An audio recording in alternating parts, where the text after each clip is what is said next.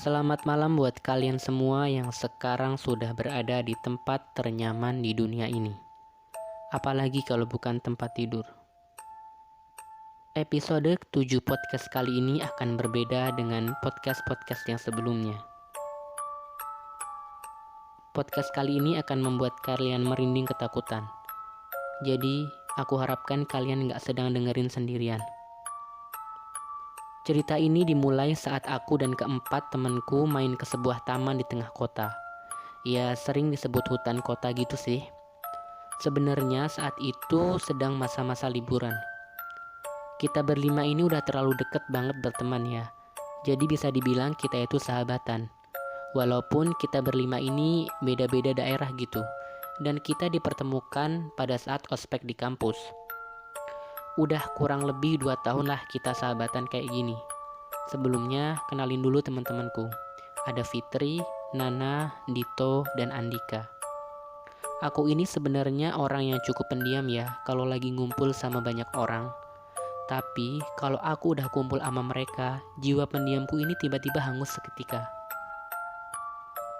Nah, waktu liburan saat itu, Nana minta buat kita nemenin dia di rumahnya. Nana ini termasuk anak yang sangat beruntung menurutku. Dia terlahir dari orang tua yang punya usaha besar. Rumahnya pun gak kaleng-kaleng, gede banget, bahkan kayak istana. Sampai lantai 3 lagi.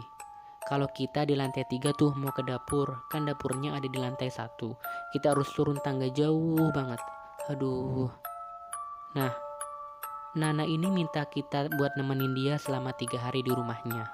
Karena orang tuanya lagi ada urusan kerja atau apalah, aku kurang tahu juga. Pokoknya di Australia. Dan aku sama teman-temanku tadi ngerelain waktu liburan kita selama 3 hari buat nemenin Nana di rumahnya. Tapi lumayan juga kan bisa tidur di tempat orang kaya. Nah, jadi di rumah Nana itu ada 2 orang pembantu dan 1 satpam. Tapi kebetulan banget pas hari itu 2 orang pembantu juga lagi pulang kampung karena di kampung keluarganya ada yang sedang sakit. Tinggal 1 satpam aja deh yang ada di rumahnya. Nah, tapi aku, Dito sama Andika nanti tidurnya di lantai paling atas. Fitri sama Nana di lantai 1. Oke, kembali ke awal tadi. Saat itu kita lagi main ke hutan kota ya, buat sekedar main-main aja gitu di malam hari. Kita cerita-cerita, ketawa-ketawa, dan kita asik ngobrol lah.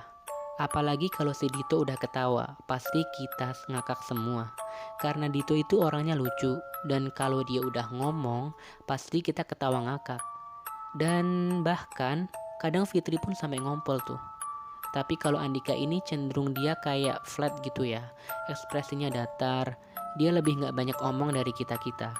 Dia itu lebih suka ngedengerin daripada ngomong. Tapi kadang-kadang dia juga ketawa kok, gak selalu datar melulu ya. Kita gak sendirian kok di taman ini, banyak orang-orang lain juga. Dan cerita aneh itu pun dimulai dari sini.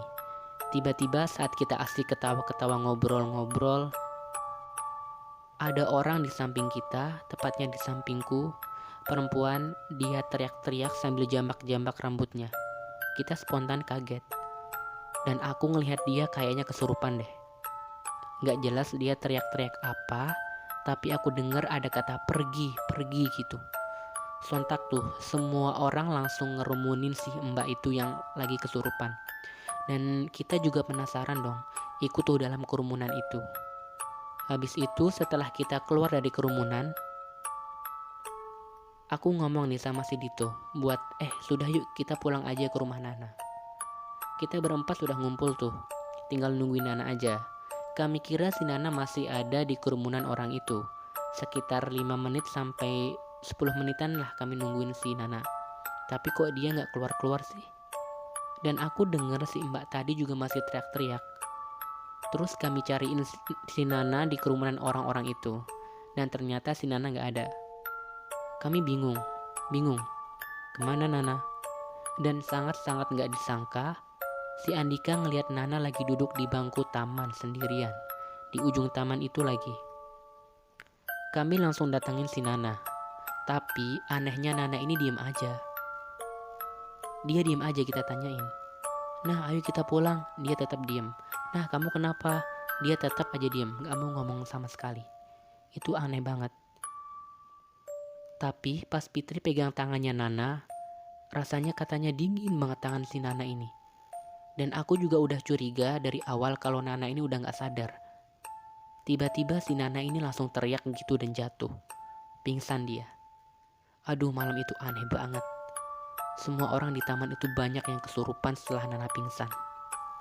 Setelah itu, kami memutuskan untuk bawa si Nana pulang ke rumah. Sampai di rumahnya nih, kan rumahnya tuh gede banget. Jadi sunyi rasanya rumah itu. Dan Pak Satpam juga, kurasa gak kayak tadi pas kami datang. Dia jadi kayak mukanya datar gitu dan tatapan matanya tuh kosong. Pas kami datang pun dia cuma bukain gerbangnya aja. Gak nanya-nanya kenapa gitu, dari mana, mau kemana. Gak seramah pas kami datang tadi. Temanku yang lain juga bingung. Nananya juga belum sadar. Dah tuh kami anterin Nana ke kamar. Aku Dito sama Andika naik ke atas. Fitri sama Nana di kamar bawah.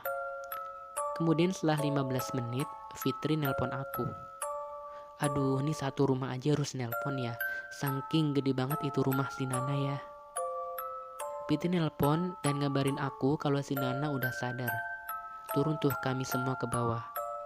Dia emang udah sadar sih, cuma badannya kok panas banget. Panas banget. Badan Nana malam itu panas banget. Kita kaget. Panasnya itu menggigil. Nah, atas usul si Dito ini nyuruh kita buat nelpon orang tuanya Nana di jam seitu. Tapi kita gak enakan. Jadi kita sepakat buat bawa ke rumah sakit karena badannya emang udah panas banget. Andika keluar rumah tuh nanyain sama satpam di rumah Nana itu di mana rumah sakit yang paling dekat di sini. Dan si satpam itu masih sama kayak tadi, gak ngerespon apapun. Tapi matanya terbuka, dia kelihatan kosong banget tatapan matanya. Dan akhirnya kita putusin buat mesen Grab dan bawa Nana ke rumah sakit. Pas udah sampai di rumah sakit, kayak biasa tuh Nana didorong pakai tempat tidur pasien yang ada rodanya. Si Nana langsung dibawa ke IGD. Dan perawatnya itu minta kita buat gak masuk ke dalam. Ya udah, gak apa-apa deh, wajar aja menurut kita. Setelah kami nunggu beberapa menit gitu, Fitri nyuruh aku buat beli minuman keluar. Aku ngajakin Andika maksudku ya, biar si Dito sama Fitri nungguin Nana. Pas aku beli minuman di sebuah warung kecil kayak gitu di samping rumah sakit, si bibinya nih kelihatan heran gitu sama kita. Kok kita habis dari rumah sakit itu malam-malam? Nah, daripada ada apa-apa, jadi aku jelasin sama bibinya kalau teman kita ada yang sakit gitu. Bibinya langsung kaget dong dan heran sama kita. Terus bibinya jelasin sama kita kalau rumah sakit itu udah lama gak dipakai dan terbengkalai. Pas dengar penjelasan bibi tadi, Andika tanpa ngomong apapun langsung ke rumah sakit tadi. Pas kita lihat dari luar, ternyata emang bener rumah sakit tadi yang rame kayak rumah sakit pada umumnya, tiba-tiba jadi sepi gitu. Gelap, sunyi dan ngeri banget pokoknya. Hal yang ada di pikiranku pada saat itu adalah gimana sama si Nana, Dito, dan Fitri. Dia gimana? Tindakan Andika sih menurutku dia berani banget ya. Dia langsung masuk aja gitu ke rumah sakit kosong tadi. Aku awalnya gak mau masuk dan rencanaku aku mau minta bantuan orang-orang sekitar. Tapi gara-gara si Andika masuk, aku juga ikutan masuk deh.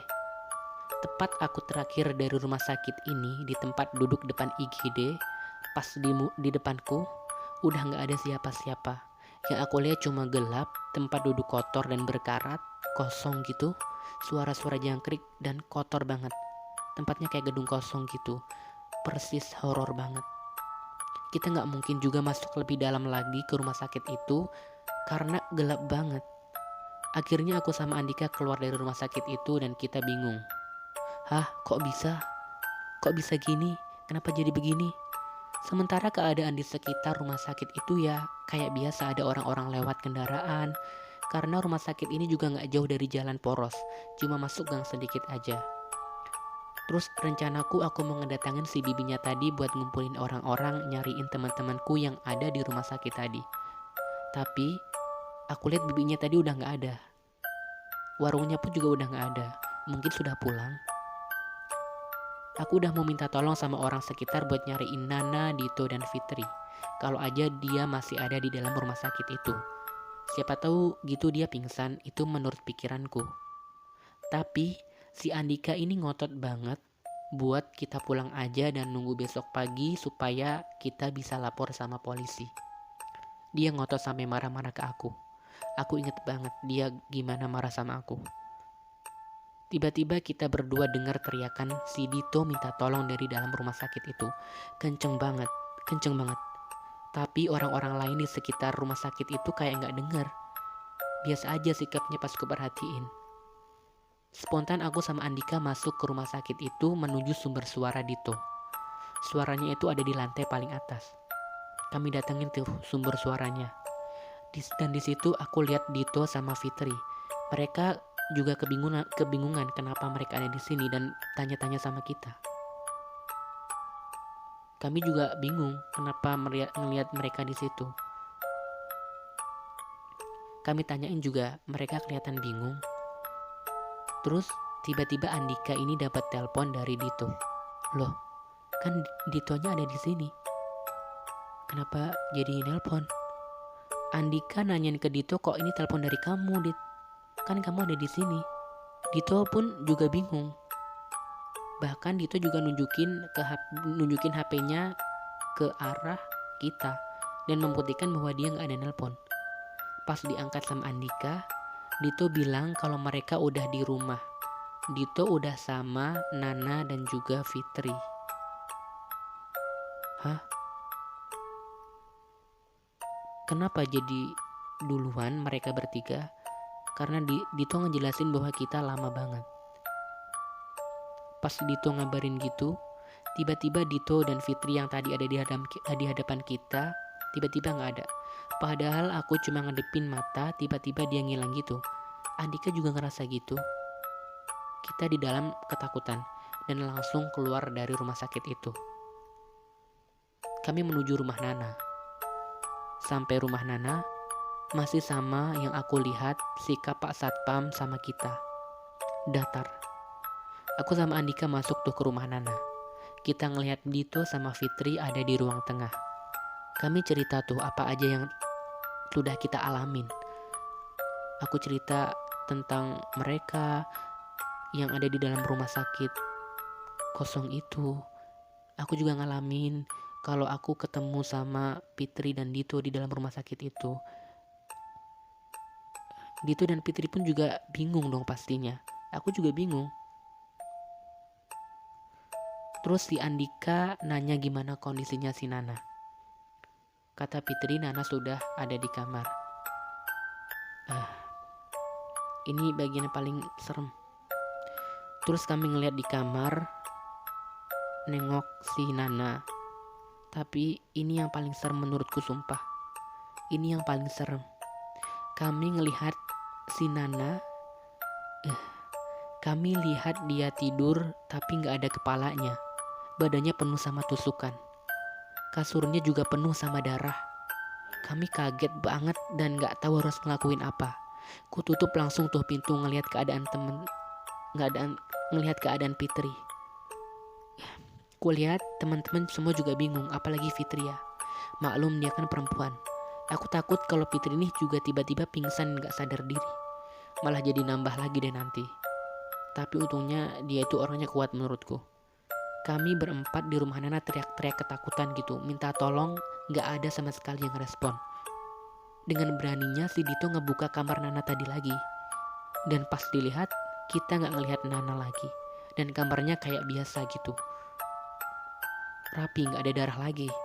Ya ampun, si Nana kemana sih? Kenapa jadi gini? Aku udah gak bisa ngomong apa-apa lagi. Andika mau lapor ke kepolisian sama si Dito. Tapi mereka minta buat aku sama Piti tetap di rumah aja, supaya gak ada kejadian apa-apa lagi. Padahal aku udah saranin buat kita kompak semua ikut ke kepolisian. Tapi mereka minta kalau aja si Nana itu disembunyiin sama makhluk gak kasat mata. dan dia kembali ke rumah ini. Dan nanti tiba-tiba aja tubuhnya ada lagi di rumah ini. Gitu pemikiran si Dito dan Andika. Juga sekalian kupikir juga ngejagain rumah si Nana ini yang super gede. Lagian Pak Satpamnya di luar juga kupikir dia belum sadar sampai saat ini. Kami juga bingung kenapa. Kami sebenarnya takut ada di dalam rumah Nana ini ya. Apalagi ngeliat kamar Nana tadi setelah kejadian tadi. Jadi kami putusin untuk nungguin di luar pagar rumahnya bareng Fitri. Sambil ngeliatin Pak Satpam yang dari tadi masih aja ngelamun. Nah, ini ada hal yang teraneh lagi. Ketika Dito dan Andika mau menuju ke rumah polisi, si Nana tiba-tiba nelpon Fitri, ngabarin kalau dia ada di rumah sakit tadi. Ya ampun, kok jadi gini? Ku bilang sama Fitri, hati-hati siapa tuh itu bukan si Nana lagi. Aku minta si Fitri buat video call ngebuktiin apa benar itu Nana. Pas di video call, ternyata emang benar itu Nana. Dia lagi di depan rumah sakit yang tadi. Kita berdua balik ke rumah sakit itu lagi dan ku telpon sama Andika kalau Nana dah ketemu dan nyuruh mereka balik ke rumah sakit yang awal tadi. Rumah sakit kosong tadi. Kita ngelihat Nana lagi berdiri nungguin kita ya. Kami awalnya takut kalau itu bukan Nana. Pas kami deketin, ternyata emang bener dia Nana kok. Cuma dia agak sedikit lemes gitu sih dan nanya-nanya kenapa dia ada di sini. Tapi kita nggak mau jawab dulu biar aja si Nana baikan dulu, baru kita jelasin. Nah, sambil nungguin Andika sama Dito, kita jelasin ke Nana apa yang habis kita alamin semuanya. Nana jelas kaget dong. Dan Nana emang udah tahu kalau rumah sakit itu rumah sakitnya nggak dipakai lagi. Orang-orang di sekitar kita ngelihat ya kayak nggak ada yang aneh sih, namanya juga anak muda, mungkin mereka kira kita tongkrong-tongkrongan di situ. Lanjut lagi nih, Nana juga bingung pas dia bangun kenapa dia tiba-tiba ada di dalam rumah sakit kosong itu. Berarti dia itu nggak sadar sama kejadian hal di taman tadi. Dan terus aku bingungnya siapa yang dibawa Fitri sama Dito ke rumahnya tadi kalau Nana masih ada di rumah sakit. Pastinya bukan Nana dong. Gak lama si Andika dan Dito datang dan kita gak ngomong apa-apa. Kita langsung mutusin buat langsung pulang ke rumah si Nana. Pas perjalanan pulang, kita kan ngelewati taman yang tempat tadi rame banget tuh, yang banyak orang kesurupan.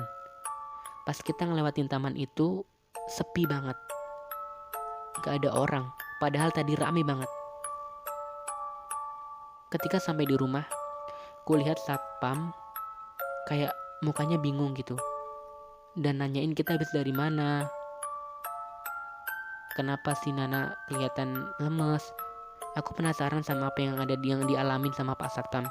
Kutanya nih, ternyata Pak Satpam juga bingung kenapa.